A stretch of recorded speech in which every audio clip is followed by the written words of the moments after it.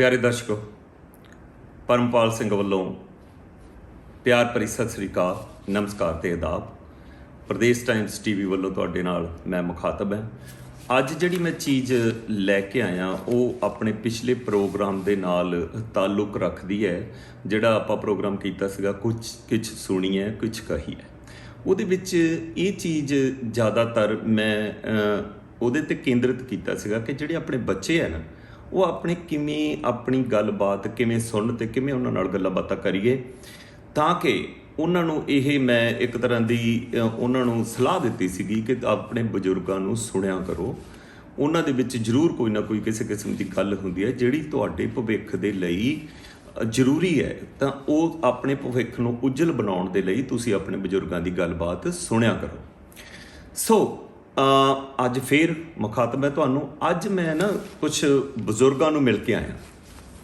ਅੱਜ ਨਹੀਂ ਮਿਲਿਆ, ਐਕਚੁਅਲੀ ਪਿਛਲੇ ਕਾਫੀ ਸਮੇਂ ਤੋਂ 1-2 ਮਹੀਨਿਆਂ ਤੋਂ ਮਿਲਦਾ ਆਇਆ ਤੇ ਉਹਨਾਂ ਦੀਆਂ ਕੁਝ ਸਮੱਸਿਆਵਾਂ ਨੇ। ਸਮੱਸਿਆਵਾਂ ਸਾਰਿਆਂ ਨਾਲੋਂ ਵੱਡੀ ਗੱਲ ਤਾਂ ਇਹ ਹੈ, ਬਜ਼ੁਰਗਾਂ ਦੀ ਸਮੱਸਿਆਵਾਂ ਕਈ ਤਰ੍ਹਾਂ ਦੀਆਂ ਨੇ, ਜਿਹਦੇ ਵਿੱਚ ਉਹਨਾਂ ਦੇ ਸਿਹਤ ਪ੍ਰਤੀ ਸਮੱਸਿਆਵਾਂ ਹੁੰਦੀਆਂ। ਜਿਹੜਾ ਬਜ਼ੁਰਗ ਹੋਣਾ ਇਹ ਆਪਣੇ ਆਪ ਦੇ ਵਿੱਚ ਕਦੇ ਕਤਾਈ, ਕਈ ਤਾਂ ਬਹੁਤ ਨਰੋਏ ਬਜ਼ੁਰਗ ਹੁੰਦੇ ਹੈ, ਤਾਂ ਉਹ ਕਈ ਵਾਰੀ ਉਹਨਾਂ ਨੂੰ ਕੋਈ ਕਿਸੇ ਕਿਸਮ ਦੀ ਮੈਡੀਕਲ ਦੀ ਜ਼ਰੂਰਤ ਪੈਂਦੀ ਹੈ। ਭਾਵ ਕਹਿਣ ਕਿ ਉਹਨਾਂ ਦੀ ਸਿਹਤ ਪ੍ਰਤੀ ਉਹਨਾਂ ਨੂੰ ਜਾਂ ਜ਼ਰੂਰਤਾਂ ਉਹਨਾਂ ਨੂੰ ਹੀ ਪਤਾ ਹੁੰਦੀ ਹੈ। ਬਜ਼ੁਰਗ ਤੋਂ ਭਾਵ ਮੈਂ ਇਹ ਨਹੀਂ ਕਹਿੰਦਾ ਹੈਗਾ ਕਿ ਮਤਲਬ ਕੋਈ 50 ਸਾਲ ਦਾ ਹੋਵੇ। ਮੇਰਾ ਭਾਵ ਇਹ ਕਹਿੰਦਾ ਕਿ 55-60 ਤੋਂ ਉੱਪਰ, ਜਾਣੀ ਕਿ ਤੁਸੀਂ ਐਂ ਲੈ ਕੇ ਚੱਲੋ ਕਿ ਜਿਹੜੇ ਸੀਨੀਅਰ ਸਿਟੀਜ਼ਨ ਹੈ, ਜਿਹੜੇ ਸਾਡੇ ਆਪਣੇ ਅਮਰੀਕਾ ਕੰਟੀਨੈਂਟ ਦੇ ਵਿੱਚ ਰਹਿੰਦੇ ਆ, ਉਹ 65 ਸਾਲ ਤੋਂ ਉੱਪਰ ਹੋ ਗਏ, ਅਤੇ ਜਿਹੜੇ ਇੰਡੀਆ 'ਚ ਰਹਿੰਦੇ ਆ ਉਹ 58 ਤੋਂ 60 ਸਾਲ ਤੋਂ ਉੱਪਰ ਹੋ ਗਏ। ਮੈਂ ਉਹਨਾਂ ਨੂੰ ਮੁਖਾਤਬ ਹਾਂ ਅੱਜ, ਕਿਉਂਕਿ ਦੇਖੋ ਮੈਂ ਪਿੱਛੋਂ ਤੋਂ ਚੱਲਦਾ ਹੈਗਾ। ਸਮਾਂ ਹੁੰਦਾ ਸੀ ਅੱਜ ਤੋਂ 100-200 ਸਾਲ ਪਹਿਲਾਂ, ਜਿਹੜਾ ਪੜ੍ਹਿਆ ਲਿਖਿਆ ਹੁੰਦਾ, ਪੜ੍ਹਿਆ ਅਤੇ ਲਿਖਿਆ, ਭਾਵ ਕਹਿਣ ਦਾ ਵੀ ਜਿਹਨੂੰ ਪੜ੍ਹਨਾ ਅਤੇ ਲਿਖਣਾ ਆਉਂਦਾ ਹੋਵੇ ਉਹੀ ਇੰਨਾ ਹੀ ਕਾਫੀ ਸੀ, ਅਤੇ ਉਸ ਤੋਂ ਬਾਅਦ ਗਿਣਤੀ ਮਿਣਤੀ ਆਉਂਦੀ ਹੋਵੇ ਇੰਨਾ ਹੀ ਕਾਫੀ ਸੀ, ਅਤੇ ਉਹਨੂੰ ਪੜ੍ਹਿਆ ਲਿਖਿਆ ਗਿਣਿਆ ਜਾਂਦਾ ਸੀਗਾ। ਲੱਭ ਕੇ ਉਹੋ ਜਿਹੇ ਲੋਕਾਂ ਨੂੰ ਡਾਕ ਐਂਡ ਤਾਰ ਵਿਭਾਗ ਦੇ ਵਿੱਚ ਜਾਂ ਜਿਵੇਂ ਸਮਾਂ ਨੇ ਤਰੱਕੀ ਕੀਤਾ, ਜਿਹੋ ਜਿਹੇ ਪੜ੍ਹੇ ਲਿਖਿਆਂ ਦੀ ਜ਼ਰੂਰਤ ਪਈ ਉਵੇਂ ਪਈ। ਲੇਕਿਨ ਉਸ ਤੋਂ ਬਾਅਦ ਅੱਜ ਤੋਂ ਆਪਾਂ ਪਿਛਲੇ 100 ਸਾਲ ਤੋਂ ਆਪਾਂ ਲੈ ਲਓ, ਜਿਹੜੇ ਮੇਰੇ ਨਾਨਾ ਜੀ ਦੇ ਫਾਦਰ ਸੀਗੇ, ਉਹ ਮੈਨੂੰ ਉਹ ਦੱਸਿਆ ਕਰਦੇ ਸੀਗੇ ਕਿ ਅੰਗਰੇਜ਼ ਗੌਰਮੈਂਟ ਨੇ ਉਹਨਾਂ ਨੂੰ ਜੁਗਨੀ ਦਿੱਤੀ ਹੋਈ ਆ। ਜੁਗਨੀ ਇੱਕ ਗਲੈਂਟਰੀ ਅਵਾਰਡ ਹੁੰਦਾ ਸੀਗਾ, ਜਿਹੜਾ ਕਿ ਉਹ ਬਰਮਾ 'ਚ ਗਏ ਸੀਗੇ, ਸ਼ਾਇਦ ਉਹ ਇੱਥੋਂ ਦੀ ਜਿਹੜੀ ਹਿੰਦੁਸਤਾਨ ਦੀ ਜਿਹੜੀ ਫੌਜ ਸੀਗੀ ਉਸ ਦੇ ਵਿੱਚ ਹੁੰਦੇ ਸੀਗੇ। ਤਾਂ ਉੱਥੋਂ ਮੈਂ ਲੈ ਕੇ ਆਉਣਾ, ਕਿਉਂਕਿ ਉਹ ਸਿਰਫ ਪੜ੍ਹਨਾ ਲਿਖਣਾ ਜਾਣਦੇ ਸੀਗੇ ਅਤੇ ਉਹਨਾਂ ਨੂੰ ਇੰਨਾ ਕਾਰੋਬਾਰ ਮਿਲ ਗਿਆ ਅਤੇ ਉਹ ਕਾਰੋਬਾਰ ਕਰਦੇ ਰਹੇ।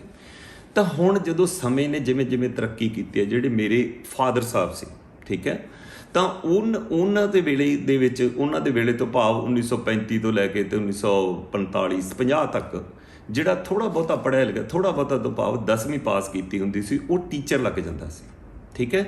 ਜਾਣੀ ਕਿ ਉਹਦਾ ਕਿੱਤਾ ਪੜ੍ਹਾਉਣਾ ਹੋ ਸਕਦਾ ਸੀ, ਉਹਦਾ ਕਿੱਤਾ ਤਹਿਸੀਲਦਾਰ ਬਣਨ ਤੱਕ ਜਾ ਸਕਦਾ ਸੀ, ਉਹਦਾ ਕਿੱਤਾ ਕਿਸੇ ਜਗ੍ਹਾ ਦੇ ਉੱਤੇ ਪ੍ਰੋਫੈਸਰ ਜਾਂ ਕੁਛ ਹੋਰ ਇੱਦਾਂ ਦਾ ਵੀ ਹੋ ਸੀਗਾ ਕਿ ਉਹ ਮਤਲਬ 10ਵੀਂ ਪਾਸ ਕਰਕੇ ਕੰਮ 'ਤੇ ਲੱਗ ਕੇ ਉੱਥੇ ਵੀ ਪੜ੍ਹ ਲੈਂਦਾ ਅਤੇ ਉੱਥੇ ਹੀ ਤਰੱਕੀ ਕਰਦਾ ਅੱਜ ਵੀ ਹੈ, ਲੇਕਿਨ ਬਹੁਤ ਮੁਸ਼ਕਿਲ ਹੈ। ਲੇਕਿਨ ਜਿਵੇਂ ਸਮੇਂ ਨੇ ਤਰੱਕੀ ਕੀਤੀ, ਹੁਣ ਤੁਹਾਡੇ ਸਾਹਮਣੇ ਕਿ ਇੱਕ 10ਵੀਂ ਪਾਸ ਹਾਈ ਸਕੂਲ ਕਿੰਨਾ ਕੁ ਪੜ੍ਹਿਆ ਲਿਖਿਆ ਗਿਣਿਆ ਜਾਂਦਾ, ਕਿਉਂਕਿ ਅੱਜ ਕੱਲ੍ਹ ਜਿਹੜੀ ਜ਼ਰੂਰਤ ਹੈ, ਜਿਹੜੀ ਕਿਸੇ ਕੰਮਕਾਰ ਕਰਨ ਦੇ ਲਈ ਜਿਹੜੀ ਜ਼ਰੂਰਤ ਆ, ਉਹ ਇਸ ਤੋਂ ਵੱਧ ਐਜੂਕੇਸ਼ਨ ਲਈ ਹੋਵੇ, ਇੱਕ ਕਿੱਤਾ ਮੁਖੀ ਜਿਹੜੀ ਹੈਗੀ ਵਿੱਦਿਆ ਹਾਸਲ ਕੀਤੀ ਹੋਵੇ, ਉਹੀ ਉਸ ਕਿੱਤੇ ਨੂੰ ਕਰ ਸਕਦਾ।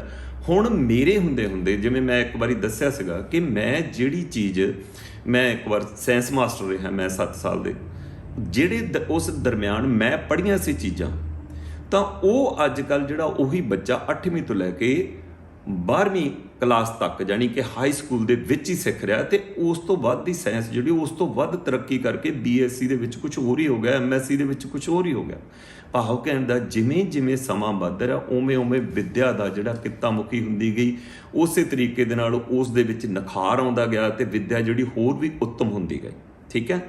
ਹੁਣ ਮੈਂ ਫੇਰ ਪਿੱਛੇ ਜਾਂਦਾ ਕਿ ਆਪਾਂ ਨੂੰ ਬਾਬਾ ਨਾਨਕ ਨੇ ਕਿਹਾ ਸੀਗਾ, ਉੱਤਮ ਖੇਤੀ ਮੱਧਮ ਵਪਾਰ ਅਤੇ ਭੱਠ ਚਾਕਰੀ। ਉਹ ਸਮਾਂ ਸੀ, ਬਾਬਾ ਜੀ ਨੇ ਇਹ ਚੀਜ਼ ਦੇਖੀ ਕਿ ਸਾਰਿਆਂ ਨਾਲੋਂ ਉੱਤਮ ਕਿੱਤਾ ਜਿਹੜਾ ਉਹ ਖੇਤੀ ਹੈ, ਠੀਕ ਹੈ। ਤਾਂ ਉਹਨਾਂ ਨੂੰ ਉੱਤਮ ਦੱਸਿਆ। ਹੁਣ ਸਮੇਂ ਦੇ ਲਿਹਾਜ਼ ਨਾਲ ਜਿਹੜਾ ਉਸ ਸਮੇਂ ਉੱਤਮ ਜਿਹੜਾ ਸੀਗਾ, ਉਦੋਂ ਜ਼ਮੀਨਾਂ ਜਾਇਦਾਦਾਂ ਹੁੰਦੀਆਂ ਸੀ, ਉਹ ਸਮਾਂ ਜਿਹੜਾ ਅੱਜ ਤੋਂ 550 ਸਾਲ ਪਹਿਲਾਂ ਦਾ ਸੀ। ਸਮਾਂ ਹੁਣ ਬਦਲਿਆ। ਮੈਂ ਕਦੇ ਕਦੇ ਕਹਿੰਦਾ ਹੁੰਦਾ, ਗੁਰਬਾਣੀ ਹਮੇਸ਼ਾ ਸੱਚ ਕਹਿੰਦੀ ਹੈ, ਹਮੇਸ਼ਾ ਸੱਚ ਬੋਲਦੀ ਹੈ, ਕਿਉਂਕਿ ਜਿਹੜੀ ਚੀਜ਼ ਬਾਬਾ ਨਾਨਕ ਲਿਖ ਗਿਆ ਜਾਂ ਆਪਣੇ ਗੁਰੂ ਸਾਹਿਬਾਨ ਲਿਖ ਕੇ, ਉਹ ਬਿਲਕੁਲ ਸੱਚ ਆ, ਉਸ ਤੇ ਕਿੰਤੂ ਪਰੰਤੂ ਨਹੀਂ ਹੈ। ਲੇਕਿਨ ਬੀ ਪ੍ਰੈਕਟੀਕਲ। ਸਮਾਂ ਤਾਂ ਬਦਲਿਆ ਨਾ। ਬਾਬਾ ਨਾਨਕ ਬਾਬੇ ਨਾਨਕ ਵੇਲੇ ਦੀ ਗੱਲ ਕਰ ਗਿਆ। ਹੁਣ ਜਿਹੜਾ ਸਮਾਂ ਹੈਗਾ, ਹੁਣ ਨੂੰ ਤੁਸੀਂ ਖੁਦ ਵਿਚਾਰੋ। ਜੇ ਅਸੀਂ ਕਹਿੰਦੇ ਹਾਂ ਕਿ ਉੱਤਮ ਖੇਤੀ ਮੱਧਮ ਵਪਾਰ ਤੇ ਭੱਠ ਚਾਕਰੀ, ਤਾਂ ਹੁਣ ਸਮਾਂ ਬਚਾ ਲਓ। ਹੁਣ ਜੇ ਜ਼ਮੀਨ ਉੱਤਮ ਖੇਤੀ, ਜੇ ਜ਼ਮੀਨ ਰਹੂਗੀ ਤਦ ਹੀ ਉੱਤਮ ਖੇਤੀ ਹੋਊਗੀ। ਮੇਰੇ ਦੇਖਦੇ ਜਿਨ੍ਹਾਂ ਘਰਾਂ ਦੇ ਕੋਲੇ 100 ਕਿੱਲੇ ਤੋਂ ਮੰਨ ਲਓ 120 ਕਿੱਲੋ ਸੀਗੇ, ਇੱਕ ਘਰ ਮੇਰੇ ਦਿਮਾਗ 'ਚ ਆ ਰਿਹਾ ਹੈ, ਉਹਨਾਂ ਦੇ ਕੋਲੇ ਅੱਜ 4 ਭਰਾ, ਉਹਨਾਂ ਦੇ 4ਾਂ ਦੇ ਅੱਗੇ 2-2 ਮਤਲਬ ਬੱਚੇ ਹੋ ਗਏ। ਉਹਨਾਂ ਕੋਲੇ ਤੁਸੀਂ ਵੰਡ ਦੇ ਕਰਕੇ ਦੇਖੋ 5-7 ਕਿੱਲੇ, ਕਿਸੇ ਕੋਲੇ 12 ਕਿੱਲੇ ਰਹਿ ਗਈ, ਕਿਸੇ ਨੇ ਵੇਚ ਕੇ ਜਮੇ ਖਤਮ ਕਰਤੀ, ਕਿਸੇ ਨੇ ਕੋਈ ਨੌਕਰੀ ਲੈ ਲਈ, ਕਿਸੇ ਨੇ ਕੋਈ, ਯਾਨੀ ਕਹਿਣ ਦਾ ਭਾਵ ਸਮੇਂ ਦੇ ਲਿਹਾਜ਼ ਨਾਲ ਪਰਿਵਾਰ ਵੰਡਿਆ ਗਿਆ। ਲੇਕਿਨ ਹੁਣ ਗੁਰੂ ਨਾਨਕ ਨੇ ਸਾਨੂੰ ਇਹ ਜਿਹੜਾ ਸੰਦਰਭ ਦੱਸਿਆ ਸੀ, ਸ਼ਾਇਦ ਇਹੋ ਜਿਹੇ ਸਮੇਂ 'ਚ ਦੱਸਿਆ ਹੋਵੇ, ਜਿਹੜਾ ਸਾਡਾ ਜ਼ਿੰਦਗੀ ਜਿਉਣ ਦਾ ਸਿਧਾਂਤ ਹੈ ਉਹ ਹੈਗਾ ਕਿਰਤ ਕਰੋ, ਨਾਮ ਜਪੋ, ਵੰਡ ਛਕੋ। ਬਾਬਾ ਜੀ ਨੇ ਇਹ ਵੀ ਸਾਨੂੰ ਕਿਹਾ ਸੀਗਾ ਕਿ ਕਿਰਤ ਕਰੋ। ਹੁਣ ਕਿਰਤ ਜ਼ਰੂਰੀ ਨਹੀਂ ਕਿ ਅਸੀਂ ਆਪਣੇ ਖੇਤ 'ਚ ਹੀ ਕਰਨੀ ਹੈ, ਅਸੀਂ ਖੇਤ ਲਾਵਾਂਗੇ, ਨਹੀਂ। ਕਿਰਤ ਕਿਤੇ ਵੀ ਹੋ ਸਕਦੀ ਹੈ, ਕਿਰਤ ਕਿਤੇ ਵੀ ਹੋ ਸਕਦੀ ਹੈ। ਤੁਹਾਡੇ ਕਿਰਤ ਕਰਨ 'ਤੇ ਤੁਹਾਨੂੰ ਪੈਸੇ ਮਿਲਣਗੇ, ਤੁਸੀਂ ਆਪਦੀ ਜ਼ਿੰਦਗੀ ਸੁਧਾਰੋਗੇ, ਆਪਦੇ ਬੱਚਿਆਂ ਦੀ ਸੁਧਾਰੋਗੇ, ਉਹਨਾਂ ਨੂੰ ਖਾਣ ਪੀਣ ਨੂੰ ਲਿਆ ਕੇ ਦੇਵੋਗੇ, ਉਹ ਵੰਡਿਆ ਜਾਊਗਾ। ਅਤੇ ਹਮੇਸ਼ਾ ਨਾਮ ਜਪੋ ਤੋਂ ਭਾਵ ਉਸ ਕੁਦਰਤ ਦਾ, ਉਸ ਅੱਲਾ ਵਾਹਿਗੁਰੂ ਦਾ, ਰਾਮ ਦਾ ਹਮੇਸ਼ਾ ਧੰਨਵਾਦ ਕਰੋ ਕਿ ਇਹ ਸੱਚੇ ਪਾਤਸ਼ਾਹ ਤੂੰ ਸਾਨੂੰ ਰੋਟੀ ਬਖਸ਼ੀ ਹੈ, ਮੇਰੀ ਕਿਰਤ ਦੀ ਮੈਨੂੰ ਕਮਾਈ। ਇਹ ਚੀਜ਼ਾਂ ਜਿਹੜੀਆਂ ਹੈਗੀਆਂ ਨਾ, ਜਦੋਂ ਅਸੀਂ ਜ਼ਿੰਦਗੀ 'ਚ ਲਿਆਉਣੇ ਆ, ਤਾਂ ਇਹ ਚੀਜ਼ਾਂ ਜਿਹੜੀਆਂ ਹੈਗੀਆਂ ਬਹੁਤ ਵਧੀਆ ਅਤੇ ਸਾਡੀ ਜ਼ਿੰਦਗੀ ਨੂੰ ਸੌਖੀ ਕਰ ਦਿੰਦੀਆਂ, ਸਾਡੀ ਜ਼ਿੰਦਗੀ ਦਾ ਆਧਾਰ ਬਣਦੀਆਂ। ਹੁਣ ਆਓ ਬਜ਼ੁਰਗਾਂ 'ਤੇ, ਜਿਨ੍ਹਾਂ ਨੂੰ ਮੈਂ ਅੱਜ ਦੇ ਪ੍ਰੋਗਰਾਮ 'ਚ ਮੁਖਾਤਬ ਕਰਨਾ। ਹੁਣ ਦੇਖੋ, ਮੈਂ ਭਾਰਤ ਵਿੱਚ ਵੀ ਰਿਹਾ, ਪੰਜਾਬ ਦਾ ਮੈਂ ਵਾਸੀ ਹਾਂ, ਬੜਾ ਹੀ ਨੇੜੇ ਹੋ ਕੇ ਮੇਰੀ ਵਿੱਦਿਆ ਜਿਹੜੀ ਉਹ ਵੀ ਜ਼ਿਆਦਾ ਪੰਜਾਬ ਦੀ ਆ, ਘੱਟ ਇੱਥੋਂ ਦੀ ਆ, ਬਰਕਲੇ ਯੂਨੀਵਰਸਿਟੀ ਦੀ ਅਤੇ ਡਲਟ ਸਕੂਲ ਦੀ। ਅਤੇ ਮੈਂ ਬਹੁਤ ਸਮਾਜ ਨੂੰ ਨੇੜੇ ਹੋ ਕੇ ਦੇਖਿਆ ਅਤੇ ਮੇਰੀ ਵਿੱਦਿਆ ਵੀ ਉਹਦੇ 'ਚ ਹੈ। ਹੁਣ ਇੱਥੇ ਅਮਰੀਕਾ ਦੇ ਵਿੱਚ ਮੈਂ ਰਹਿੰਦਾ, ਤਾਂ ਅਮਰੀਕਾ ਦੇ ਵਿੱਚ ਵੀ ਮੈਂ ਬਜ਼ੁਰਗਾਂ ਨੂੰ ਦੇਖ ਰਿਹਾ। ਪਹਿਲੀ ਗੱਲ ਤਾਂ ਹੁਣ ਮੈਂ ਇੱਥੋਂ ਸ਼ੁਰੂ ਕਰਦਾ ਹਾਂ ਕਿ ਜਿਹੜਾ ਮੈਂ ਇੱਥੇ ਦੇਖਿਆ, ਇੱਥੇ ਯੂਨੀਅਨ ਸਿਟੀ ਹੈ ਇੱਕ, ਉੱਥੇ ਕੰਟੈਂਪੋ ਪਾਰਕ ਦੇ ਵਿੱਚ ਹਮੇਸ਼ਾ ਹੀ ਬਜ਼ੁਰਗ ਇਕੱਠੇ ਹੁੰਦੇ ਆ। ਮੈਂ ਫਿਰ ਵੀ ਉਹਨਾਂ ਕੋਲ ਜਾਊਂਗਾ, ਦੁਬਾਰਾ 2-3 ਵਾਰੀ ਮੈਂ ਜਾ ਵੀ ਆਇਆ। ਉਹਨਾਂ ਨੇ ਬੜੀਆਂ ਆਪਦੀਆਂ ਸਮੱਸਿਆਵਾਂ ਦੱਸੀਆਂ ਸੀ, ਜਿਹਦੇ ਵਿੱਚੋਂ ਕੁਝ ਗੱਲਾਂ ਸਾਹਮਣੇ ਨਿਕਲ ਕੇ ਆਈਆਂ ਔਰ ਮੈਂ ਉਹਨਾਂ ਨੂੰ ਦੱਸੀਆਂ ਵੀ ਹੈ, ਔਰ 1-2 ਬੰਦਿਆਂ ਨੇ ਉਹ ਅਪਣਾਈਆਂ ਵੀ ਹੈ। ਦੇਖੋ, ਜਿਹੜੀਆਂ ਮੈਂ ਇੱਥੇ ਗੱਲਾਂ ਕਰੂੰਗਾ ਇਹ ਜਨਰਲ ਹੈ। ਜਿਸ ਬੰਦੇ ਦੇ ਉੱਤੇ ਉਹ ਆਧਾਰਿਤ ਹੈ ਉਹ ਗੱਲ, ਉਹ ਜ਼ਰੂਰੀ ਨਹੀਂ ਕਿ ਸਾਰਿਆਂ 'ਤੇ ਆਧਾਰਿਤ ਹੋਵੇ। ਜਿਹੜੀ ਮੈਂ ਗੱਲ ਕਰੂੰਗਾ ਉਹ ਸਾਰਿਆਂ ਲਈ ਨਹੀਂ ਹੋ, ਕਿਸੇ ਨੂੰ, ਪਰ ਕਿਸੇ ਨੂੰ ਉਸ ਗੱਲ ਦੇ ਵਿੱਚ ਕੋਈ ਨਾ ਕੋਈ ਗੱਲ ਇਹੋ ਜਿਹੀ ਮਿਲ ਜੂਗੀ ਜਿਸ ਤਰੀਕੇ ਦੇ ਨਾਲ ਤੁਸੀਂ ਆਪਦੇ ਆਪ ਨੂੰ ਸੌਖੇ ਕਰ ਲਓਗੇ। ਦੇਖੋ, ਮੈਂ ਪਹਿਲਾਂ ਕਿਹਾ ਸੀਗਾ ਸਿਹਤ ਸੰਬੰਧੀ ਸਮੱਸਿਆਵਾਂ, ਉਹਦੇ ਵਿੱਚ ਵੀ ਤੁਹਾਡੇ ਜਿਹੜੇ ਬਜ਼ੁਰਗਾਂ ਦੇ ਕੋਲ ਜਿਹੜੇ ਕੋਈ ਉਹਨਾਂ ਦੇ ਬੇਟੇ, ਉਹਨਾਂ ਦੇ ਪੋਤੇ, ਉਹਨਾਂ ਦੇ ਦੋਹਤੇ, ਕੋਈ ਵੀ ਉਹਨਾਂ ਕੋਲ ਰਹਿੰਦਾ, ਉਹ ਉਹਨਾਂ ਦੀ ਖਾਤਰ ਤਵੱਜੋ ਕਰਦਾ, ਕਰਨੀ ਚਾਹੀਦੀ ਹੈ, ਜਿੱਥੋਂ ਤੱਕ ਹੋ ਸਕੇ ਕਰਨੀ ਚਾਹੀਦੀ ਹੈ, ਔਰ ਉਹ ਕਰ ਵੀ ਰਹੇ ਨੇ। ਮਤਲਬ ਮੈਂ ਇੱਥੇ ਦੇਖਿਆ ਹੈਗਾ, ਮੇਰੇ ਵਾਲੇ ਇਸ ਹਿੱਸੇ ਦੇ ਵਿੱਚ ਜਿੱਥੇ ਮੈਂ ਆਉਂਦਾ ਜਾਂਦਾ, ਉਹ ਕਰ ਵੀ ਰਹੇ ਨੇ ਵੱਧ ਤੋਂ ਵੱਧ।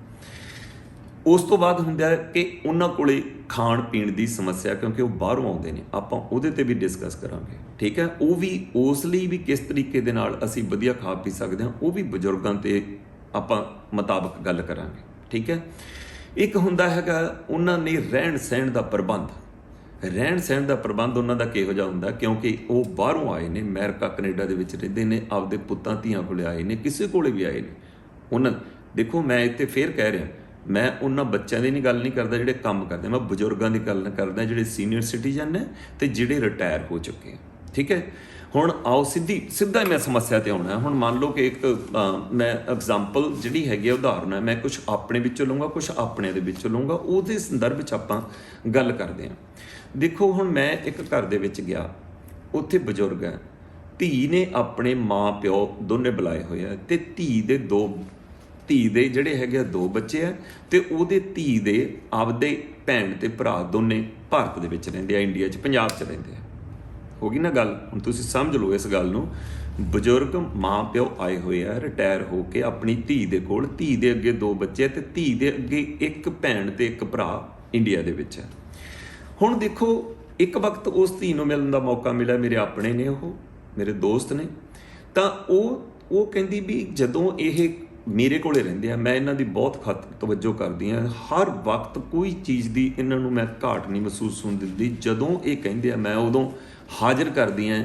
ਇਹਨਾਂ ਦੀ ਜਿਹੜੀ ਅਪੁਆਇੰਟਮੈਂਟ ਹੈ ਡਾਕਟਰਾਂ ਨਾਲ, ਕਿਉਂਕਿ ਬਜ਼ੁਰਗਾਂ ਦੀ ਇੱਥੇ ਰੂਟੀਨ ਚੈੱਕਅਪ ਵੀ ਹੁੰਦਾ ਹੈਗਾ, ਹਰ ਮਹੀਨੇ ਇੱਕ ਅਪੁਆਇੰਟਮੈਂਟ ਤਾਂ ਨਾਰਮਲ ਬੰਦੇ ਦੀ ਹੈ, ਜਾਣੀ ਬਜ਼ੁਰਗ ਦੀ ਹੈ, ਨਾਰਮਲ ਬਜ਼ੁਰਗ ਦੀ, ਤਾਂ ਉੱਥੇ ਵੀ ਮੈਂ ਲੈ ਕੇ ਜਾਂਦੀ ਹਾਂ। ਪਰ ਫਿਰ ਵੀ ਇਹ ਜਿਹੜੇ ਮੇਰੇ ਮਾਂ ਪਿਓ ਨੇ, ਜਿਹੜੇ ਮੇਰੇ ਪਿੱਛੇ ਭਾਰਤ 'ਚ ਬੈਠੇ, ਪੰਜਾਬ 'ਚ ਬੈਠੇ, ਜਿਹੜਾ ਮੇਰਾ ਭੈਣ ਤੇ ਭਰਾ, ਉਹਨਾਂ ਦੇ ਪ੍ਰਤੀ ਸੋਚਣਗੇ, ਉਹਨਾਂ ਦੀ ਹੀ ਗੱਲ ਕਰਨਗੇ, ਉਹਨਾਂ ਦੇ ਬਾਰੇ ਹੀ ਸੋਚਣਗੇ।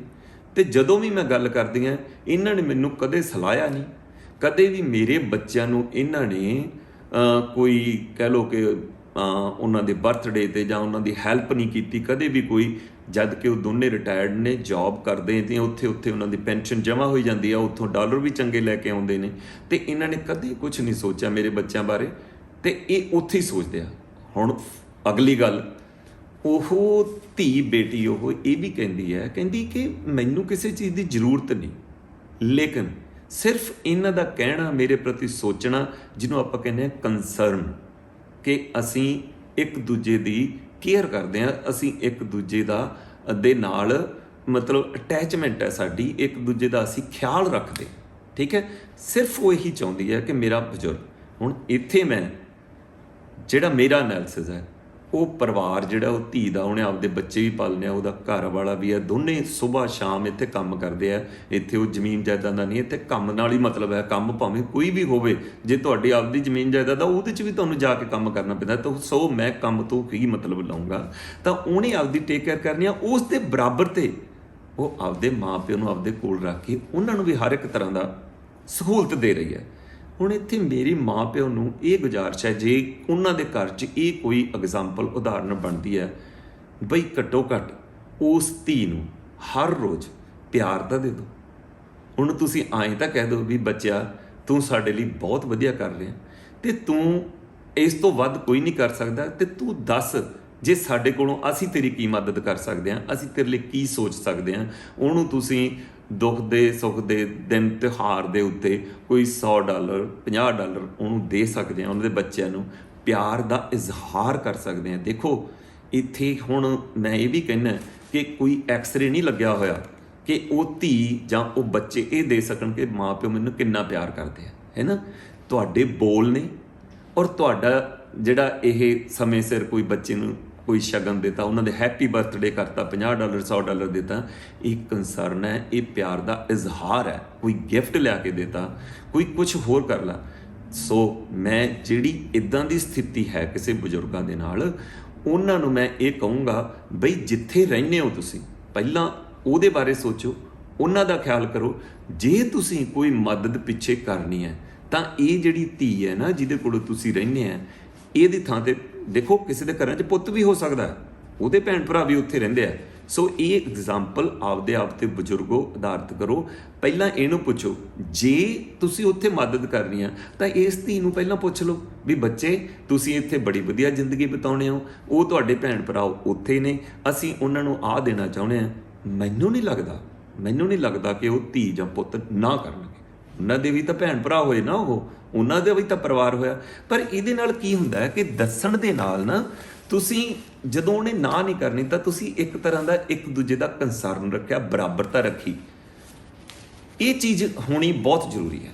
ਦੂਜੀ ਗੱਲ, ਹੁਣ ਕਈਆਂ ਘਰਾਂ ਦੇ ਵਿੱਚ ਹੁਣ ਬਜ਼ੁਰਗ ਆਏ ਹੋਏ ਆ, ਇਹ ਵੀ ਮੇਰੀ ਦੇਖ ਲਈ ਐਗਜ਼ਾਮਪਲ ਹੈ। ਮੇਰੇ ਕੋਲ ਨਾ ਵਕਤ ਦੀ ਬਹੁਤ ਕਮੀ ਹੋਣ ਕਰਕੇ ਮੈਂ ਥੋੜ੍ਹਾ ਜਿਹਾ ਤੇਜ਼ ਚੱਲ ਰਿਹਾ। ਆਪਾਂ ਇਹਦੇ ਉੱਤੇ ਕੋਈ ਹੋਰ ਵੀ ਡਿਸਕਸ਼ਨ ਕਰਾਂਗੇ। ਪ੍ਰਦੇਸ਼ ਟਾਈਮ ਦੇ ਵਿੱਚ ਇਹੋ ਜਿਹੀਆਂ ਚੀਜ਼ਾਂ ਮੈਂ ਲਿਆਉਂਦਾ ਰਹੂੰਗਾ। ਹੁਣ ਜਿਹੜੀ ਮੇਰੀ ਗੱਲ ਮੈਨੂੰ ਯਾਦ ਆਈ ਸੀ, ਇੱਕ ਘਰ ਦੇ ਵਿੱਚ ਇਹ ਹੈ ਕਿ ਬਜ਼ੁਰਗ ਦੀ ਬਹੁਤ ਸੇਵਾ ਕਰਦੇ ਆ। ਉਹ ਬਜ਼ੁਰਗ ਆ ਜਿਹੜੇ ਕਪਲ ਦੋਨੇ ਹੀ, ਉਹ ਜ਼ਿਆਦਾ ਬਿਰਧ ਨੇ, ਉਹ ਸਮਝ ਲਓ ਕਿ ਉਹ 70 ਤੋਂ 75 ਤੋਂ ਵੀ ਉੱਪਰ ਨੇ, ਅਤੇ ਉਹਨਾਂ ਨੂੰ ਜਿਹੜੀ ਮਦਰ ਹੈਗੀ ਆ, ਉਹਨੂੰ ਇੱਦਾਂ ਦਾ ਕੁਛ ਹੈ ਕਿ ਡਾਇਲਿਸਿਸ ਕਰਾਉਣਾ ਪੈਂਦਾ, ਜਾਂ ਡਾਇਬਟੀਸ ਹੈ, ਜਾਂ ਕੁਛ ਕਿਡਨੀ ਦੀ ਬਿਮਾਰੀ ਹੈ ਇੱਦਾਂ ਦੀ, ਹੈ ਨਾ। ਤਾਂ ਉਹਨਾਂ ਦੀ ਸੇਵਾ ਕਰਨੀ ਬਹੁਤ ਜ਼ਰੂਰੀ ਹੈ। ਅਤੇ ਉਹ ਜਿਹੜੇ ਆਪਦੇ ਪੁੱਤ ਕੋਲ ਆਏ ਹੋਏ ਆ, ਅਤੇ ਉਹਨਾਂ ਦੀ ਨੂੰਹ ਵੀ ਬਹੁਤ ਸੇਵਾ ਕਰਦੀ ਹੈ, ਉਹਨਾਂ ਦੇ ਪੁੱਤ ਵੀ ਬਹੁਤ ਚੰਗੇ ਨੇ। ਜਿਹੜੀ ਮੈਂ ਗੱਲ ਕਹੀ ਸੀਗੀ ਉਹ किछ सुनी है किछ कही है। उन्होंने प्रोग्राम भी देखा, उस तो बाद उन्होंने फिर वो रिमार्क्स दिते, कहते भाजी असीं तां पहलां तो ही आपदे माँ प्यो ने, माँ प्यो तो उपर की हुंदा है, कहते असीं तां बहुत ज़्यादा सेवा करके और असीं खुश भी हैं, पर असीं काम ते भी जाना हुंदा है। वो अगे पिछे असीं रोटियां पकाणियां इन्हां लई बना के जाने आ, दस के जाने आ। मेरा जिहड़ा फादर है वो मेरी मदर नूं थोड़ा बहुता संभालदा भी है, लेकिन कदे कदे मेरा प्यो मैनू, वो बच्चा कहता भी मेरा प्यो रोटी पानी खांदा ना, मेरी घर वाली नूं जानी कि अपनी नूंह नूं इह कह दिंदा भी आ की भोजन बनाया, आ की रोटी बनाई है, आ तां कच्ची पई है ना, इहदे विच नून है नहीं गा, नून नहीं पाया, इह च फलाना। वो कहंदे भाजी जिस तरीके दे नाल ओह कहिंदे आ ना तां साड़ के रख दिंदे आ। देखो बजुर्गो, तुसीं भी मेरे फादर समान, मेरी माँ समान हो। ਇਹ ਗੱਲਾਂ ਨਾ ਜਿਹੜੀਆਂ ਕਹਿਣ ਦਾ ਤਰੀਕਾ ਹੁੰਦਾ ਹੈ। ਦੇਖੋ ਸਮਾਂ ਇੰਨਾ ਤੇਜ਼ੀ ਨਾਲ ਅੱਗੇ ਵੱਧ ਰਿਹਾ, ਹਰ ਇੱਕ ਦੇ ਦਿਮਾਗ 'ਚ, ਹਰ ਇੱਕ ਦੇ ਜ਼ਿਹਨ ਦੇ ਵਿੱਚ ਤੇਜ਼ੀ ਆਈ ਹੋਈ ਹੈ, ਤੇਜ਼ੀ ਆਈ ਹੋਈ ਹੈ। ਕੋਈ ਸਮਾਂ ਸੀਗਾ ਕਿ ਅਸੀਂ ਨਾ ਇੱਕ ਦੂਜੇ ਦਾ ਬਹੁਤ ਕੁਝ ਸੁਣ ਲੈਂਦੇ ਸੀ। ਵੱਡੇ ਭਰਾ ਦਾ ਛੋਟੇ ਭਰਾ ਸੁਣ ਲੈਂਦੇ ਸੀਗੇ, ਵੱਡੇ ਭਰਾ ਦਾ ਭੈਣਾਂ ਸਾਰੀਆਂ ਹੀ ਸੁਣਦੀਆਂ ਸੀਗੀਆਂ। ਬਜ਼ੁਰਗ ਆ ਜਿਹੜੇ ਉਹਨਾਂ ਦੇ ਹਮੇਸ਼ਾ ਹੀ ਲਪੜੇ ਵੀ ਮਾਰ ਦਿੰਦੇ ਸੀ ਬੱਚਿਆਂ ਦੇ, ਉਹ ਸਮਝਾਉਣ ਦਾ ਉਹਨਾਂ ਦਾ ਤਰੀਕਾ ਆਪਣਾ ਸੀ। ਲੇਕਿਨ ਬਜ਼ੁਰਗੋ ਸਮਾਂ ਬਦਲ ਗਿਆ। ਇਸ ਗੱਲ ਨੂੰ ਸੋਚ ਕੇ ਚੱਲੋ ਕਿ ਸਮਾਂ ਬਦਲ ਗਿਆ। ਜੇ ਕਿਸੇ ਨੂੰ ਤੁਸੀਂ ਕਹਿੰਦੇ ਆ ਨਾ ਤਾਂ ਉਹ ਇੱਕਦਮ ਉਹਦੇ ਦਿਲੋਂ ਦਿਮਾਗ 'ਤੇ ਅਸਰ ਕਰਦਾ ਕਿ ਮੈਨੂੰ ਆ ਕੀ ਕਹਿਤਾ। ਹੁਣ ਦੇਖੋ ਮੈਂ ਉੱਥੇ ਹੀ ਆ ਜਾ, ਫੇਰ ਉਹਨਾਂ ਦਾ ਆਪਦਾ ਪੁੱਤ ਹੈ, ਉਹਨਾਂ ਦੀ ਨੂੰਹ ਨੇ ਰੋਟੀ ਪਕਾ ਕੇ ਉਹਨਾਂ ਦੇ ਮੂਹਰੇ ਰੱਖਿਆ, ਉਹ ਖਾ ਰਹੇ ਨੇ, ਖਾਂਦੇ ਖਾਂਦੇ ਬੁੜਬੁੜ ਵੀ ਕਰ ਰਹੇ ਨੇ, ਇਹ ਫਲਾਨਾ ਜੇ ਆ ਉਹ ਨਹੀਂ। ਦੇਖੋ ਮੈਂ ਤੁਹਾਨੂੰ ਇੱਕ ਹੁਣ ਚਲੋ ਮੇਰੇ ਮਨ 'ਚ ਆਈ ਆ ਗੱਲ, ਮੈਂ ਕਹਿ ਹੀ ਦਿੰਦਾ, ਤੁਸੀਂ ਉਸੇ ਨੂੰਹ ਨੂੰ ਨਾ, ਜੇ ਕਿਸੇ ਵੀ ਘਰ ਦੇ ਵਿੱਚ ਆ ਫੈਕਟ ਆ, ਉਸ ਨੂੰਹ ਨੂੰ ਨਾ ਕਦੇ ਬੇਸ਼ੱਕ ਭੋਜਨ ਕਿਹੋ ਜਿਹਾ ਵੀ ਬਣਿਆ, ਤੁਸੀਂ ਨਹੀਂ ਤੁਹਾਨੂੰ ਚੰਗਾ ਲੱਗਦਾ ਨਾ, ਤੁਸੀਂ ਉੱਠ ਕੇ ਆਪ ਗੁੜ ਦੀ ਡਲੀ ਲੈ ਲਓ, ਉਹਦੇ ਨਾਲ ਖਾ ਲਓ, ਲੇਕਿਨ ਉਹਨੂੰ ਇਹ ਨਾ ਕਹੋ ਕਿ ਆ ਤੂੰ ਕੀ ਬਣਾਇਆ, ਇਹ ਭੋਜਨ। ਬਈ ਭੋਜਨ ਤਾਂ ਭੋਜਨ ਹੀ ਹੈ, ਉਸ ਦੀ ਕਦਰ ਕਰੋ। ਕਿਸੇ ਘਰ ਦੇ ਵਿੱਚ ਨੂਣ ਜ਼ਿਆਦਾ ਘੱਟ ਪੈਂਦਾ, ਕਿਸੇ ਦੇ ਵਿੱਚ ਮਿਰਚਾਂ ਘੱਟ ਪੈਂਦੀਆਂ। ਹੋ ਸਕਦਾ ਕਿ ਜਿਹਦੀ ਮਾਂ ਦੇ ਲਈ ਉਹਨੇ ਭੋਜਨ ਬਣਾਇਆ ਉਹਦੀ ਕਿਡਨੀ ਦੀ ਬਿਮਾਰੀ ਹੋਵੇ, ਬਲੱਡ ਪ੍ਰੈਸ਼ਰ ਦੀ ਹੋਵੇ, ਉਹਨੇ ਜਾਣ ਬੁੱਝ ਕੇ ਨੂਣ ਪਾਣੀ ਘੱਟ ਪਾਇਆ ਹੋਵੇ ਉਹਦੇ ਵਿੱਚ। ਘੱਟੋ ਘੱਟ ਸੋਚ ਕੇ ਚੱਲੋ ਬਜ਼ੁਰਗੋ, ਆਪਦੀ ਤੂਤੀ ਹਰ ਵਕਤ ਨਾ ਬਚਾਉਂਦੇ ਰਹੋ। ਉਹ ਜਿਹੜੀ ਤੂਤੀ ਦੇ ਵਿੱਚ ਨਾ ਤੁਸੀਂ ਦੂਜੇ ਦਾ ਵੀ ਖਿਆਲ ਕਰੋ, ਦੂਜੀਆਂ ਤੂਤੀਆਂ ਨੂੰ ਵੀ ਮਿਲਾ ਲਓ, ਤਾਂ ਫਿਰ ਇਹ ਜਿਹੜਾ ਸ਼ੋਰ ਹੈ ਨਾ ਆਪਦੀ ਤੂਤੀ ਦਾ, ਜਿਹੜਾ ਸ਼ੋਰ ਬਚਾਉਂਦੇ ਆ, ਤਾਂ ਉਹ ਜਿਹੜੀਆਂ ਸਾਰੀਆਂ ਤੂਤੀਆਂ ਰਲ ਕੇ ਜਦੋਂ ਇੱਕਸਾਰ ਹੋ ਕੇ ਚੱਲਣਗੀਆਂ ਤਾਂ ਉਹ ਇੱਕ ਸੰਗੀਤ ਬਣ ਜਾਊਗਾ। ਪਰਿਵਾਰ ਦੇ ਵਿੱਚ ਉਹ ਤੂਤੀਆਂ ਦਾ ਸੰਗੀਤ ਮਤਲਬ ਗੂੰਜੂਗਾ, ਤਾਂ ਤੁਸੀਂ ਉਸ ਜ਼ਿੰਦਗੀ ਨੂੰ ਤੁਸੀਂ ਵੱਧ ਇੰਜੋਏ ਕਰੋਗੇ, ਉਹਨਾਂ ਬੱਚਿਆਂ ਨਾਲੋਂ ਤੁਸੀਂ ਵੱਧ ਇੰਜੋਏ ਕਰੋਗੇ ਬਜ਼ੁਰਗੋ। ਤਾਂ ਇਹ ਤਰੀਕਾ ਕੀ ਹੈ ਕਿ ਜੇ ਤੁਹਾਡੇ ਕੋਲੇ ਫੂਡ ਤੁਹਾਨੂੰ ਨਹੀਂ ਚੰਗਾ ਲੱਗਾ, ਤੁਸੀਂ ਚੁੱਪ ਕਰ ਦਿਓ, ਅਗਲੀ ਵਾਰ ਚੰਗਾ ਬਣ ਜਾਊਗਾ। ਜਿੰਨਾ ਤੁਹਾਨੂੰ ਚੰਗਾ ਲੱਗਦਾ ਉਹ ਖਾ ਲਓ, ਬਾਕੀ ਉਹਨੂੰ ਕਹਿ ਦਿਓ ਵੀ ਭਾਈ ਮੈਨੂੰ ਭੁੱਖ ਹੈ ਨਹੀਂ, ਕਿ ਮੈਂ ਨਹੀਂ ਇਹ ਕਹਿਣਾ ਕਿ ਆਹ ਕੀ ਬਣਾਇਆ ਵਾ, ਆਹ ਸੜੀ ਪਈ ਆ ਰੋਟੀ, ਇਹ ਨਾ ਵਾਕਿਆ ਹੀ ਲਫ਼ਜ਼ ਚੁੱਭਦੇ ਆ ਉਸ ਸੁਆਣੀ ਨੂੰ ਜਿਸ ਨੇ ਇਹ ਭੋਜਨ ਬਣਾਇਆ।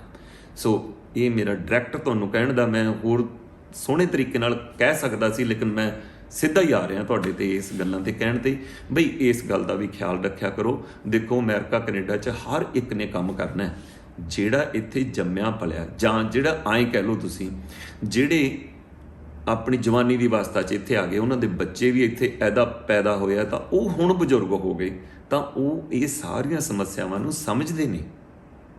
ਉਹ ਕਦੇ ਵੀ ਬੱਚਿਆਂ ਨੂੰ ਇਹ ਨਾ ਸਮਝੋ ਕਿ ਬੱਚਾ ਤੋਂ ਮਨ ਮੁੱਕ ਹੋਏ, ਪਿਆਰ ਉਹਨਾਂ ਦੇ ਵੀ ਦਿਮਾਗ 'ਚ ਬਹੁਤ ਜ਼ਿਆਦਾ ਬੱਚਿਆਂ ਪ੍ਰਤੀ, ਲੇਕਿਨ ਉਹ ਸਮਾਂ ਦੇ ਦਿੰਦੇ ਨੇ ਬੱਚਿਆਂ ਨੂੰ। ਉਹ ਸਮਝਦੇ ਨੇ ਕਿ ਵੀ ਕਿਸੇ ਟਾਈਮ ਅਸੀਂ ਕੰਮ ਕਰਦੇ ਹੁੰਦੇ ਸਾਡੇ ਨਾਲ, ਹੁਣ ਇਹਨਾਂ ਦੀ ਜ਼ਰੂਰਤ ਹੈ, ਰਾਦਰ ਕਿ ਉਹ ਬੱਚਿਆਂ ਦੀ ਮਦਦ ਕਰਨ ਲਈ ਹਮੇਸ਼ਾ ਤਿਆਰ ਰਹਿੰਦੇ ਨੇ।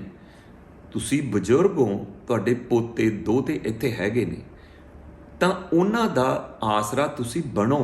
ਉਹ ਆਪਣਾ ਖੂਨ ਹੈ, ਇਹ ਨਾ ਸਮਝੋ ਕਿ ਇਸ ਬੱਚੇ ਜਿਹੜੇ ਹੈਗੇ ਆ ਇਹਨਾਂ ਦੀ ਟੇਕ ਕੇਅਰ ਕਰਨਾ ਅਸੀਂ ਤਾਂ ਬਹੁਤ ਮੁਸ਼ਕਲ ਹੋ ਗਈ ਸਾਡੇ ਲਈ, ਤਾਂ ਅਸੀਂ ਤਾਂ ਬਹੁਤ ਇਹਨਾਂ ਦੇ ਨੌਕਰ ਬਣ ਗਏ। ਨਾ ਨਾ ਨਾ, ਕਦੇ ਵੀ ਇਹ ਸੋਚਣਾ ਨਹੀਂ ਹੈ। ਇਹ ਤੁਹਾਡਾ ਆਪਦਾ ਖੂਨ ਹੈ, ਇਹ ਤੁਸੀਂ ਇਹਦੇ ਨਾਲ ਖੇਡਣਾ, ਮੱਲਣਾ, ਇਹਨਾਂ ਨੂੰ ਤੁਸੀਂ ਸਿੱਖਿਆ ਵੀ ਦੇਣੀ ਹੈ, ਆਪਦੇ ਐਕਸਪੀਰੀਅੰਸ ਮੁਤਾਬਕ, ਆਪਦੇ ਤਜਰਬੇ ਮੁਤਾਬਕ ਉਹਨਾਂ ਨੂੰ ਸਮਝਾਉਣਾ ਵੀ ਹੈ। ਸੋ ਇਹ ਦੂਜੀ ਗੱਲ, ਇੱਕ ਹੋਰ ਤੁਹਾਨੂੰ ਦੱਸਾਂ ਮੈਂ ਗੱਲ, ਇੱਕ ਵੀ ਕੋਈ ਮਾਂ ਪਿਓ ਧੀ ਕੋਲੇ ਆਉਂਦਾ, ਕੋਈ ਕਿਸੇ ਦਾ ਪੁੱਤ ਇੱਥੇ ਬਹਿ ਹੋਇਆ ਪੁੱਤ ਕੋਲੇ ਆਉਂਦਾ, ਇਸ ਮੁਲਕ ਦੇ ਵਿੱਚ ਕਦੇ ਬਜ਼ੁਰਗਾਂ ਨੂੰ ਵੀ ਇਹ ਖਿਆਲ ਨਹੀਂ ਰੱਖਣਾ ਚਾਹੀਦਾ ਕਿ ਉਹ ਧੀ ਕੋਲ ਆਇਆ, ਤੇ ਧੀ ਨੂੰ ਵੀ ਨਹੀਂ ਇਹ ਰੱਖਣਾ ਚਾਹੀਦਾ ਕਿ ਇਹ ਹੈ ਜਿਹੜੇ ਬਜ਼ੁਰਗ ਹੈ ਇਹ ਮੇਰੇ ਘਰ ਵਾਲੇ ਦੇ ਮਾਂ ਪਿਓ ਹੈ ਜਾਂ ਇਹ ਮੇਰੇ ਮਾਂ ਪਿਓ ਹੈ। ਦੇਖੋ ਇਹ ਜੀਵਨ ਹੈ, ਜੀਵਨ ਇੱਕ ਹੈ, ਠੀਕ ਹੈ। ਇਸ ਇੱਕੋ ਹੀ ਜ਼ਿੰਦਗੀ ਨੂੰ ਤੁਸੀਂ ਆਪਣੇ ਬੋਲਾਂ ਦੇ ਨਾਲ ਜੇ ਸੁਧਾਰ ਸਕਦੇ ਹੋ, ਵਧੀਆ ਬਣਾ ਸਕਦੇ ਹੋ, ਬਜ਼ੁਰਗਾਂ ਨੂੰ ਵੀ ਕਹਿ ਰਹੇ, ਬੱਚਿਆਂ ਨੂੰ ਵੀ ਕਹਿ ਰਹੇ, ਧੀਆਂ ਨੂੰ, ਤਾਂ ਇਹ ਤਾਂ ਬਹੁਤ ਹੀ ਸਸਤਾ ਹੈ, ਠੀਕ ਹੈ। ਤਾਂ ਦੇਖੋ ਕਈ ਵਾਰੀ ਬਜ਼ੁਰਗ ਕੀ ਕਰਦੇ ਆ, ਹਰ ਇੱਕ ਬਜ਼ੁਰਗ ਦੀ ਜਿਹੜੀ ਜ਼ਿੰਦਗੀ ਰਹੀ ਹੈ ਨਾ ਉਹ ਪ੍ਰੈਜ਼ੈਂਟ ਨਾਲੋਂ ਵੱਖਰੀ ਰਹੀ ਹੈ, ਜਿਹਨੂੰ ਕਿ ਅਸੀਂ ਇੱਕੋ ਹੀ ਨਾਮ ਵੀ ਜਨਰੇਸ਼ਨ ਗੈਪ ਉਹਨੂੰ ਕਹਿ ਦਿੰਦੇ ਆ ਅਸੀਂ, ਵੀ ਜਿਹੜੇ ਬੱਚੇ ਅੱਜ ਦੇ ਆ ਉਹ ਬਜ਼ੁਰਗਾਂ ਤੋਂ ਥੋੜ੍ਹਾ ਜਿਹਾ ਦੂਰ ਰਹਿੰਦੇ ਆ, ਬਜ਼ੁਰਗਾਂ ਨਾਲ ਗੱਲ ਨਹੀਂ ਕਰਦੇ ਜਾਂ ਬਜ਼ੁਰਗਾਂ ਦੇ ਸਮਝ 'ਚ ਨਹੀਂ ਆਉਂਦੀ ਉਹਨਾਂ ਦੀ ਗੱਲ, ਹੈ ਨਾ। ਮਤਲਬ ਇਸ ਤਰ੍ਹਾਂ ਦੀਆਂ ਘਟਨਾਵਾਂ ਹੈਗੀਆਂ ਨੇ ਕਿ ਬਜ਼ੁਰਗ ਇਹ ਗੱਲ ਦਾ ਦਾਅਵਾ ਕਰਦੇ ਰਹਿਣਗੇ ਤੇ ਆਪਦੀ ਜਿਹੜੀ ਹੈਗੀ ਹੈ ਨਾ ਆਪਦੀ ਜ਼ਿੰਦਗੀ ਦਾ ਜਿਹੜਾ ਤਜਰਬਾ ਉਹ ਠੋਸਦੇ ਰਹਿਣਗੇ। ਦੇਖ ਬਈ, ਮੰਨ ਲਓ ਕੋਈ ਬੱਚਾ ਉਹਨਾਂ ਦਾ ਬੇਟਾ ਜਾਂ ਪੁੱਤ ਐਂ ਕਰਦਾ ਕਿ ਨਹੀਂ ਇਸ ਤਰ੍ਹਾਂ ਨਹੀਂ, ਸਾਡੇ ਵੇਲੇ ਤਾਂ ਇਹ ਤਾਂ ਹੁੰਦਾ ਨਹੀਂ ਸੀਗਾ, ਤੁਸੀਂ ਐਂ ਨਹੀਂ ਕਰ ਸਕਦੇ। ਨਾ ਬਈ, ਵੇਲਾ ਬਦਲ ਗਿਆ, ਸਮਾਂ ਬਦਲ ਗਿਆ। ਤੁਹਾਡੇ ਵੇਲੇ ਜਿਹੜੀਆਂ ਚੀਜ਼ਾਂ ਸੀਗੀਆਂ ਉਹ ਬਹੁਤ ਵਧੀਆ ਤੁਸੀਂ ਕੀਤੀਆਂ, ਸਾਨੂੰ ਇੱਥੋਂ ਤੱਕ ਤੁਸੀਂ ਪਹੁੰਚਾਇਆ, ਸਾਨੂੰ ਐਜੂਕੇਸ਼ਨ ਦਿੱਤੀ, ਸਾਨੂੰ ਪੜ੍ਹਾਇਆ ਤਾਂ ਕਿ ਅਸੀਂ ਕੈਨੇਡਾ ਅਮਰੀਕਾ ਦੇ ਵਿੱਚ ਆ ਕੇ ਅਸੀਂ ਵਸ ਗਏ। ਹੁਣ ਅਸੀਂ ਤੁਹਾਨੂੰ ਲਿਆਂਦਾ, ਸਾਡੀ ਜਿਹੜੀ ਹੈਗੀ ਜ਼ਿੰਮੇਵਾਰੀ ਬਣਦੀ ਹੈ, ਲੇਕਿਨ ਸਾਡੀ ਜ਼ਿੰਮੇਵਾਰੀ ਵਿੱਚ ਤੁਹਾਡੀਆਂ ਜਿਹੜੀਆਂ ਘਟਨਾਵਾਂ ਉਹ ਵਿੱਚ ਨਾ ਆਉਣ ਤੇ ਇਹਨੂੰ ਠੋਸੋ ਨਾ ਕਿ ਭਾਈ ਮੈਂ ਐਂ ਕਰਦਾ ਹੁੰਦਾ ਤੁਸੀਂ ਵੀ ਐਂ ਕਰੋ ਨਾ। ਜਿਹੜਾ ਵੀ ਬਜ਼ੁਰਗ ਇਹ ਕਹਿੰਦਾ ਉਹਨੂੰ ਥੋੜ੍ਹਾ ਜਿਹਾ ਆਪਦੇ ਆਪ ਨੂੰ ਸਮਝਾਉਣਾ ਚਾਹੀਦਾ। ਪਰ ਇੱਕ ਗੱਲ ਹੋਰ ਹੈ, ਤੁਹਾਨੂੰ ਬੱਚਿਆਂ ਨੂੰ ਵੀ ਨਾਲ ਦੀ ਨਾਲ ਮੈਂ ਕਹਿ ਦਿੰਦਾ, ਕਈ ਵਾਰੀ ਬਜ਼ੁਰਗ ਹੈ ਨਾ ਉਹਨਾਂ ਦਾ ਦਿਮਾਗੀ ਤੌਰ ਉੱਤੇ ਥੋੜ੍ਹਾ ਜਿਹਾ ਕਮਜ਼ੋਰ ਹੋ ਜਾਂਦੇ ਆ, ਤਾਂ ਉਹ ਕੀ ਕਰਦੇ ਆ ਕਿ ਉਹੀ ਗੱਲ ਦੁਬਾਰਾ ਫਿਰ ਦੱਸਣ ਲੱਗ ਪੈਂਦੇ ਆ ਆਪਦੇ ਬੱਚਿਆਂ ਨੂੰ, ਉਹੀ ਗੱਲ ਫਿਰ ਦੱਸਣ ਲੱਗ ਪੈਂਦੇ ਆ। ਤਾਂ ਉਸ ਟਾਈਮ ਦੇ ਉੱਤੇ ਕਿਸੇ ਵੀ ਬਜ਼ੁਰਗ ਨੂੰ ਬੱਚਿਓ ਇਹ ਨਹੀਂ ਕਹਿਣਾ ਕਿ ਵੀ ਤੂੰ ਮੈਨੂੰ ਬਹੁਤ ਵਾਰੀ ਦੱਸ ਚੁੱਕਿਆ ਬਈ ਹੁਣ ਨਾ ਤੂੰ ਦੱਸ, ਨਾ ਹੁਣ ਨਹੀਂ ਮੈਂ ਸੁਣਨੀ ਪਾਪਾ, ਹੁਣ ਨਹੀਂ ਮੈਂ ਸੁਣਨੀ, ਨਹੀਂ, ਇਹ ਗੱਲਾਂ ਨਹੀਂ ਹੈ। ਉਹਨੂੰ ਟਾਈਮ ਦਿਓ, ਸਹਿਣ ਸ਼ਕਤੀ ਹੈ ਉਹਦੇ 'ਚ ਵੀ, ਤਾਂ ਉਹਨੂੰ ਕਹੋ ਵੀ ਕੋਈ ਨਹੀਂ ਡੈਡੀ ਪਾਪਾ, ਕੋਈ ਨਹੀਂ ਮੈਂ ਇਹ ਗੱਲ ਸੁਣੂਗਾ ਤੁਹਾਨੂੰ, ਲੇਕਿਨ ਹੁਣ ਮੇਰੇ ਕੋਲ ਟਾਈਮ ਹੈਗਾ, ਮੈਨੂੰ ਪਤਾ ਇਸ ਗੱਲ ਦਾ ਤੇ ਮੈਂ ਚੱਲਿਆ ਤੇ ਆ ਕੇ ਇਸ ਗੱਲ। ਕਈ ਵਾਰੀ ਤੁਸੀਂ ਵਿਸ਼ਵਾਸ ਕਰਿਓ ਕਿ ਮੇਰੇ ਆਪਦੇ ਫਾਦਰ ਦੀਆਂ ਗੱਲਾਂ ਮੈਨੂੰ 3-3 4-4 ਵਜੇ ਮੈਂ ਸੁਣ ਲੈਂਦਾ, ਫਿਰ ਵੀ ਹੰਗਾਰਾ ਭਰੀ ਜਾਂਦਾ ਸੀ, ਤਾਂ ਕਿ ਉਹਨਾਂ ਨੂੰ ਇਹ ਫੀਲ ਨਾ ਹੋਵੇ ਕਿ ਮੇਰੀ ਕੋਈ ਗੱਲ ਸੁਣਦਾ ਨਹੀਂ। ਸੱਚ ਜਾਣਿਓ ਬਜ਼ੁਰਗੋ, ਤੁਸੀਂ ਵੀ ਜਿਹੜੇ ਆਪਦੇ ਬੱਚੇ ਆ ਨਾ ਜਾਂ ਪੋਤੇ ਹੈਗੇ ਆ, ਜੇ ਕਿਸੇ ਟਾਈਮ ਉਹਨਾਂ ਨੂੰ ਗੱਲਾਂ ਸੁਣਾਉਣੇ ਆ, ਤੁਸੀਂ ਇੱਧਰ ਆ ਵੀ ਮੇਰੀ ਗੱਲ ਸੁਣ, ਜੇ ਉਹ ਕੋਈ ਤੁਹਾਨੂੰ ਕਹਿ ਦਿੰਦਾ ਵੀ ਪਾਪਾ ਦਾਦਾ ਜੀ ਜਾਂ ਕੋਈ ਦਾਦੀ ਜੀ ਮੈਨੂੰ ਮੇਰੇ ਕੋਲ ਟਾਈਮ ਨਹੀਂ, ਮੈਂ ਆ ਕੇ ਸੁਣ ਲੂੰਗਾ, ਤਾਂ ਉਹਨੂੰ ਭੱਜ ਕੇ ਨਾ ਪਾਓ ਕਿ ਤੇਰੇ ਕੋਲ ਤਾਂ ਸਾਡੇ ਲਈ ਟਾਈਮ ਹੀ ਹੈ ਨਹੀਂਗਾ, ਨਾ, ਉਹਨੂੰ ਉੱਥੇ ਖਤਮ ਕਰ ਦਿਓ ਗੱਲ ਨੂੰ। ਤਾਂ ਕਿਉਂਕਿ ਜਦੋਂ ਫਿਰ ਦੁਬਾਰਾ ਤੁਸੀਂ ਪੁੱਛੋਗੇ ਉਹਦੇ ਨਾਲ ਗੱਲਬਾਤ ਕਰਦੇ ਰਹਿ ਜਾਓ। ਇੱਕ ਬਜ਼ੁਰਗੋ ਹੋਰ ਤੁਹਾਨੂੰ ਗੱਲ ਦੱਸ ਦਿੰਦਾ, ਇੱਥੇ ਟੈਨਸ਼ਨ ਬਹੁਤ ਹੈਗੀ ਅਮਰੀਕਾ ਕੈਨੇਡਾ 'ਚ, ਇੰਡੀਆ 'ਚ ਵੀ ਹੋਗੀ। ਜੇ ਮੇਰੀ ਗੱਲ ਕੋਈ ਇਹ ਇੰਡੀਆ ਦੇ ਵਿੱਚ, ਭਾਰਤ ਦੇ ਵਿੱਚ, ਪੰਜਾਬ 'ਚ ਲਾਗੂ ਹੁੰਦੀ ਹੈ ਤਾਂ ਉਸ ਗੱਲ ਦਾ ਵੀ ਤੁਸੀਂ ਨੋਟਿਸ ਲੈ ਲਿਓ, ਕਿਉਂਕਿ ਇੰਨੀ ਟੈਂਸ ਹੋ ਗਈ ਹੈਗੀ ਆ ਇਹ। ਤਾਂ ਤੁਸੀਂ ਕਿਸੇ ਨੂੰ ਰੋਕ ਕੇ ਨਾ ਰੱਖੋ, ਤੁਹਾਡੀ ਗੱਲ ਜਿਹੜੀ ਹੈਗੀ ਆ ਉਹ ਕਿਸੇ ਸਮੇਂ ਸੁਣੀ ਜਾਊਗੀ, ਅੱਜ ਨਹੀਂ ਤਾਂ ਕੱਲ੍ਹ ਨੂੰ, ਕੱਲ੍ਹ ਨਹੀਂ ਤਾਂ ਪਰਸੋਂ, ਸੁਬਾਹ ਨਹੀਂ ਤਾਂ ਸ਼ਾਮ ਨੂੰ, ਸ਼ਾਮ ਨੂੰ ਨਹੀਂ ਤਾਂ ਦੁਪਹਿਰੇ, ਹੈ ਨਾ। ਉਹਨੂੰ ਟਾਈਮ ਦਿਓ, ਉਸ ਟਾਈਮ ਕਰਕੇ ਤੁਸੀਂ ਗੱਲਬਾਤ ਜਿਹੜੀ ਹੈਗੀ ਆ ਉਹਨਾਂ ਨਾਲ ਕਰੋ ਅਤੇ ਉਹਨਾਂ ਨੂੰ ਸਮਝਾਓ, ਅਤੇ ਕਦੇ ਵੀ ਆਪਣੀ ਗੱਲ ਠੋਸੋ ਨਾ ਕਿ ਭਾਈ ਸਾਡੇ ਵੇਲੇ ਆਏ ਹੁੰਦਾ ਸੀ, ਇੱਥੇ ਆਏ ਹੁੰਦਾ ਸੀਗਾ। ਆਪਦੀ ਨੂੰਹ ਦੀ ਤਾਰੀਫ ਕਦੇ ਵੀ ਆਪਦੀ ਨੂੰਹ ਨੂੰ ਨਿੰਦੋ ਨਾ ਜਾ ਕੇ, ਖਾਸ ਕਰ ਜਦੋਂ ਤੁਸੀਂ ਹਮ ਉਮਰ ਬਜ਼ੁਰਗ ਜਿਹੜੇ ਇਕੱਠੇ ਹੁੰਦੇ ਆ ਨਾ ਪਾਰਕਾਂ ਦੇ ਵਿੱਚ, ਉੱਥੇ ਤੁਸੀਂ ਨਾ ਆਪਦੀ ਨੂੰਹ ਦੀਆਂ ਜ਼ਿਆਦਾ ਕਰਦੇ ਹੋ ਗੱਲਾਂ, ਉੱਥੇ ਤਾਰੀਫ ਕਰਕੇ ਦੇਖਿਓ, ਉੱਥੇ ਆਪਦੀ ਨੂੰਹ ਦੀ ਦੇਖੋ। ਇਹ ਨਹੀਂ ਜ਼ਰੂਰੀ ਨਹੀਂ ਹੈ ਕਿ ਤੁਹਾਡੇ ਪੁੱਤ ਦੇ ਵਿੱਚ ਬਹੁਤ ਗੁਣ ਨੇ ਤੇ ਤੁਹਾਡੀ ਨੂੰਹ 'ਚ ਨਹੀਂ ਹਨ। ਬੱਚੇ ਸਾਰੇ ਇੱਕੋ ਜਿਹੇ ਆ, ਜਿਹੜੀ ਨੂੰਹ ਆ ਉਹ ਵੀ ਕਿਸੇ ਦੀ ਧੀ ਹੈ, ਹੋ ਸਕਦਾ ਉਹਦੇ ਮਾਂ ਪਿਓ ਨੂੰ ਉਹਦੇ ਜਿਹੜੇ ਔਗਣ ਨਾ ਦਿਸਦੇ ਹੋਣ, ਹੋ ਸਕਦਾ ਤੁਹਾਨੂੰ ਤੁਹਾਡੇ ਪੁੱਤ ਦੇ ਔਗਣ ਨਾ ਦਿਸਦੇ ਹੋਣ, ਇਹ ਹੋ ਸਕਦਾ ਨਾ, ਕਿਉਂਕਿ ਸਾਨੂੰ ਜਦੋਂ ਦਿਸਦੇ ਨਹੀਂ ਤਾਂ ਅਸੀਂ ਤਾਂ ਇਹੀ ਕਹਾਂਗੇ ਨਾ ਵੀ ਉਹ ਮਾੜੀ ਆ, ਉਹ ਚੰਗਾ, ਉਹ ਮਾੜੀ ਆ, ਉਹ ਜਿਹੜਾ ਕੁਛ ਸਾਨੂੰ ਦਿਸਦਾ।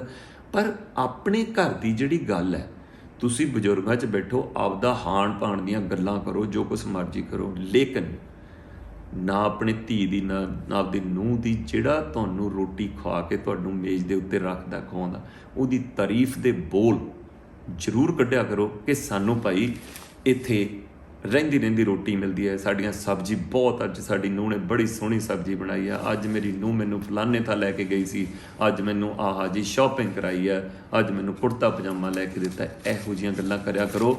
ਔਰ ਜਿਸ ਦਿਨ ਇਹੋ ਜਿਹੀਆਂ ਗੱਲਾਂ ਕਿਸੇ ਬਜ਼ੁਰਗ ਨੇ ਆ ਕੇ ਤੁਹਾਡੀ ਨੂੰਹ ਨੂੰ ਦੱਸਦੀਆਂ ਕਿ ਭਾਈ ਤੇਰਾ ਸਹੁਰਾ ਤਾਂ ਤੇਰੀ ਬਹੁਤ ਤਾਰੀਫ ਕਰਦਾ, ਤੇਰਾ ਸਹੁਰਾ ਨੇ ਤਾਂ ਆ ਵੀ ਸਾਨੂੰ ਦੱਸਿਆ ਹੈ, ਜਿਵੇਂ ਉਹ ਭਾਈ ਸਾਹਿਬ ਤੁਹਾਡੀ ਨੂੰਹ ਉੜਦੀ ਫਿਰੂ, ਇਸ ਖੁਸ਼ੀ 'ਚ ਉੱਡਦੀ ਫਿਰੂਗੀ ਕਿ ਮੈਨੂੰ ਚੰਗਾ ਸਮਝਦੇ ਆ ਇਸ ਘਰ ਦੇ ਵਿੱਚ, ਮੈਨੂੰ ਇਸ ਦੇ ਵਿੱਚ ਘਰ 'ਚ ਰਿਕੋਗਨੀਸ਼ਨ ਹੈ, ਮੇਰੇ ਬਜ਼ੁਰਗ ਮੈਨੂੰ ਮਤਲਬ ਕਿ ਆਸ਼ੀਰਵਾਦ ਦਿੰਦੇ ਆ, ਖੁਸ਼ੀ ਦਿੰਦੇ ਆ।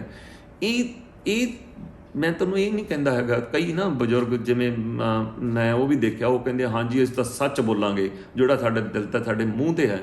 ਬਈ ਗੱਲ ਸੁਣੋ, ਮੈਂ ਫੇਰ ਕਹਿੰਦਾ ਕਿ ਕਿਸੇ ਕੋਲ ਐਕਸਰੇ ਹੈ ਨਹੀਂਗਾ ਵੀ ਤੁਹਾਡੇ ਇਹ ਦੇਖ ਲੈ ਕਿ ਦਿਲ 'ਚ ਕੀ ਆ, ਮੂੰਹ 'ਚ ਕੀ, ਜਿਹੜਾ ਮੂੰਹ 'ਚੋਂ ਨਿਕਲ ਗਈ ਨਾ ਬਾਣੀ ਹੈ ਜਿਹੜੀ ਤੁਹਾਡੀ, ਉਹੀ ਸਾਰਿਆਂ ਨਾਲੋਂ ਵੱਡੀ ਹੈ, ਅਤੇ ਉਹੀ ਪੌੜੇ ਦੀ ਜੜ੍ਹ ਹੈ, ਅਤੇ ਉਹੀ ਤੁਹਾਨੂੰ ਸੁੱਖ ਦੇ ਸਕਦੀ ਹੈ। ਅਤੇ ਜੇ ਭਾਈ ਆਪਦੀ ਬਾਣੀ ਵਧੀਆ ਕਰ ਲਓ ਅਤੇ ਉਹ ਚੀਜ਼ ਨੂੰ ਜਿਹੜੀ ਸਲਾਹੁਣ ਵਾਲੀ ਆ ਉਸ ਨੂੰ ਸਲਾਹ ਦਿਓ, ਅਤੇ ਜਿਹੜੀ ਨਿੰਦਣ ਵਾਲੀ ਆ ਚੁੱਪ ਕਰ ਜਾਓ, ਸਮਾਂ ਦੇ ਦਿਓ, ਤਾਂ ਦੇਖੋ ਤੁਸੀਂ ਤੁਹਾਡੀ ਜ਼ਿੰਦਗੀ ਵੀ, ਤੁਹਾਡੇ ਪਰਿਵਾਰ ਦੀ ਜ਼ਿੰਦਗੀ ਵੀ, ਤੁਹਾਡੇ ਘਰ ਦੇ ਵਿੱਚ ਖੁਸ਼ੀਆਂ ਖੇੜੇ, ਜਿਹੜੇ ਤੁਹਾਡੇ ਬੱਚੇ ਆ ਉਹ ਵੀ। ਇਹ ਜੇ ਤੁਹਾਨੂੰ ਇਹ ਗੱਲ ਚੰਗੀ ਲੱਗੀ ਤਾਂ ਇੱਕ ਵਾਰੀ ਪਰਤਿਆਲ ਕੇ ਦੇਖ ਲਓ ਇਹਦੇ ਵਿੱਚ ਕੀ ਫਰਕ ਪੈਂਦਾ, ਅਤੇ ਉਸ ਤੋਂ ਬਾਅਦ ਕੌਮੈਂਟਸ ਕਰਿਓ।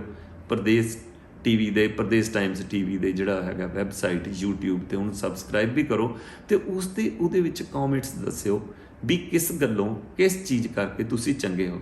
ਨਹੀਂ ਤਾਂ ਫੋਨ ਹੈਗਾ, ਫੋਨ ਕਰਕੇ ਵੀ ਮੈਨੂੰ ਤੁਸੀਂ ਦੱਸ ਸਕਦੇ ਹੋ। ਮੇਰਾ ਜਿਹੜਾ ਫੋਨ ਆ WhatsApp 'ਤੇ ਵੀ ਉਹੀ ਆ, ਇੰਡੀਆ 'ਚੋਂ ਫੋਨ ਕਰਕੇ ਮੈਨੂੰ ਤੁਸੀਂ ਦੱਸ ਸਕਦੇ ਹੋ। ਮੇਰੇ ਵੱਲੋਂ ਇੰਨਾ ਹੀ ਸਵੀਕਾਰ ਕਰਿਓ, ਅਤੇ ਪ੍ਰਦੇਸ਼ ਟਾਈਮਸ ਵੱਲੋਂ ਸਾਰਿਆਂ ਨੂੰ ਸ਼ੁਭ ਸ਼ਾਮਾਂ।